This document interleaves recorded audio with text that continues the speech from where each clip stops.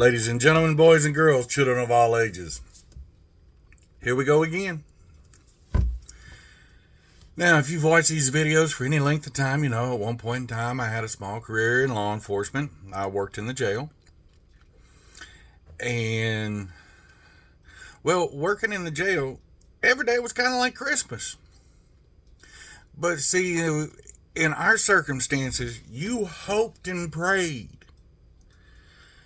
for the Christmases where you got t-shirts and underwear. But most likely you're going to end up with one of them Christmases where you got all the excitement. You got that little mini dirt bike. This was one of those times. Local law enforcement had brought in someone that when the arresting officer got behind the counter and was talking to me, he explained that she, and I paused for a moment and said, no, he. They said, no, it's a she. She spoke like a dude, talked like a dude, walked like a dude, dressed like a dude. We thought it was a dude. And I asked several times, I said, look, if my girls go in there to do the strip search and they find out what you're telling me is a chick turns out to be a dude, you're going to have to go rounds with them. And he assured me it was female. Okay.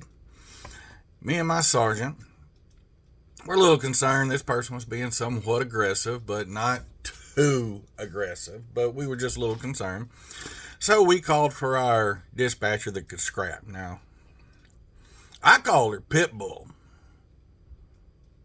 She tough. When it came time for pepper spray training, I said, come on, get mean, get aggressive. And she turned to me and went, argh. It also helped that she used to work with our local animal enforcement officer. Pitbull suited her. Believe me, by me just mentioning Pitbull, she knows exactly who she is, and she knows this story real well.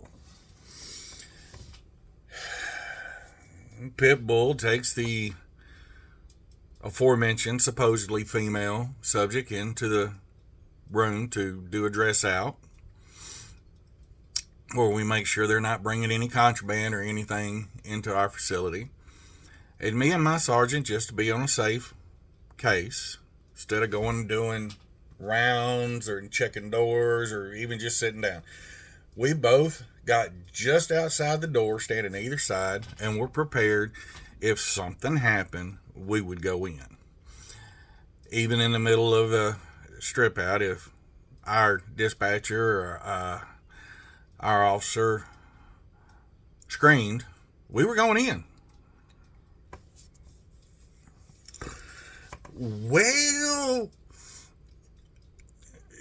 right about where you'd suppose the end is, we kept hearing noise in there, and it was just voices going back and forth, and we didn't think much about it. And he and I are having a polite little conversation, being quiet about it though, but we're listening. And about that time I heard Pitbull, who ain't afraid of shit, scream. We went to hit the door and something slammed against the other side of the door and it was holding it closed. Crystal, you okay?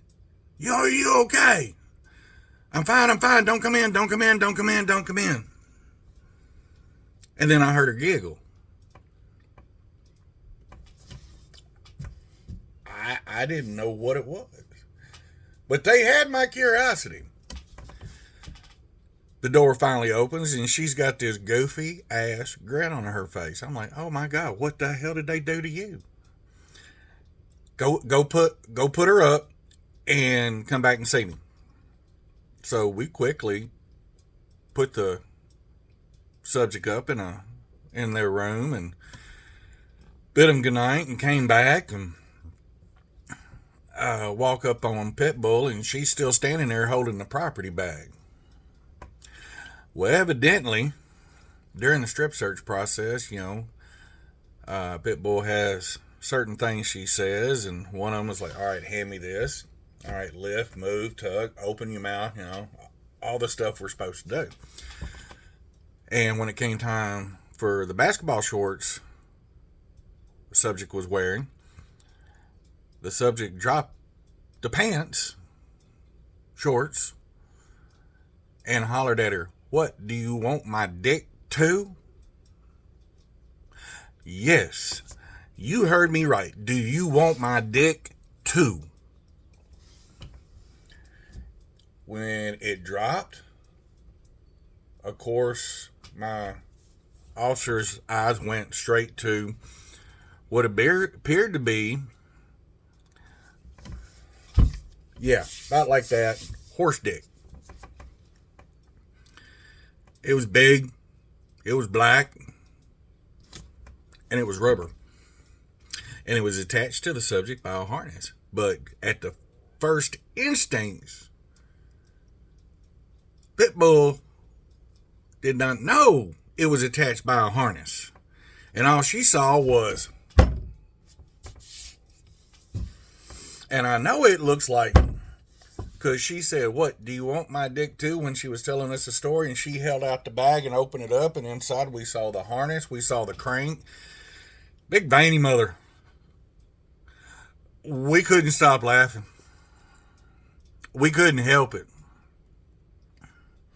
This is almost as funny as the time the officer was patting down a woman and kept hearing a buzzing noise and asked her what it was. And she reached in her pants and pulled out one that was buzzing. I did call the arresting officer and tell him, "Hey, you messed up on your property disclosure on what all this subject had in their possession when they got there." He came back in. I opened up the bag and went, "Here, add that to your property list."